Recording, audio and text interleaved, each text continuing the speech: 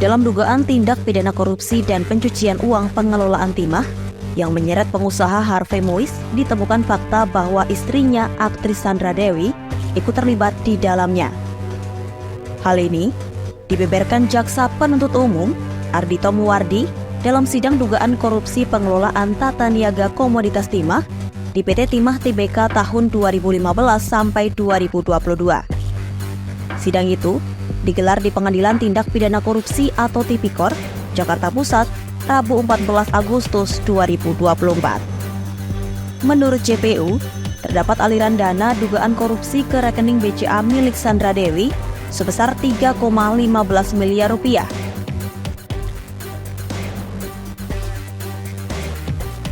Selain itu, uang haram tersebut juga diketahui dikirim ke asisten Sandra Dewi senilai 80 juta rupiah.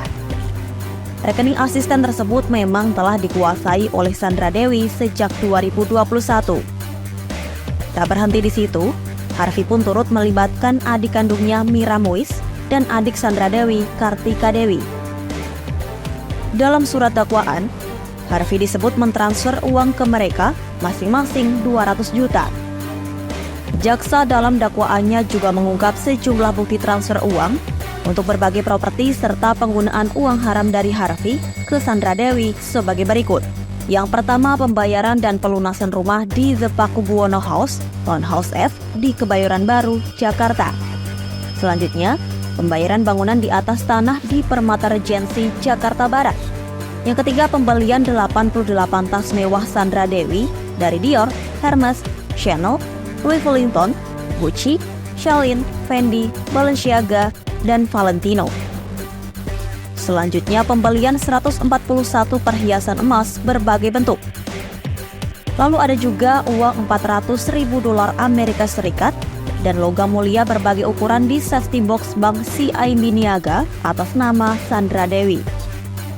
Sebelumnya, Harvey diduga melakukan tindak pidana korupsi dan pencucian uang terkait pengelolaan tata niaga timah di wilayah konsesi PT Timah Tbk periode 2015-2022.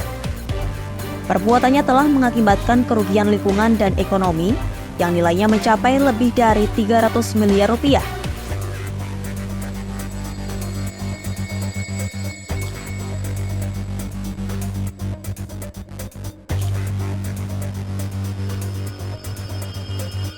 Mulanya, Harvey selaku perwakilan PT Refine Bangkatin atau RBP menghubungi Direktur Utama PT Timah Muhtar Riza Pahlavi. Dia meminta Riza mengakomodasi kegiatan pertambangan liar di wilayah IUP PT Timah. Keduanya pun diketahui menyetujui sewa-menyewa peralatan proses peleburan timah di wilayah tersebut.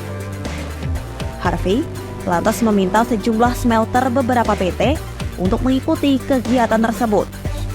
Di sisi lain, Harvey disebut meminta agar para pemilik smelter menyisihkan sebagian keuntungannya untuk dibagikan kepada Harvey dan sejumlah tersangka lain. Pemberian uang itu pun disamarkan dengan kegiatan CSR melalui money changer PT KSE milik Helena Lim. Ini Harvey pun dijerat pasal berlapis dan terancam hukuman penjara seumur hidup.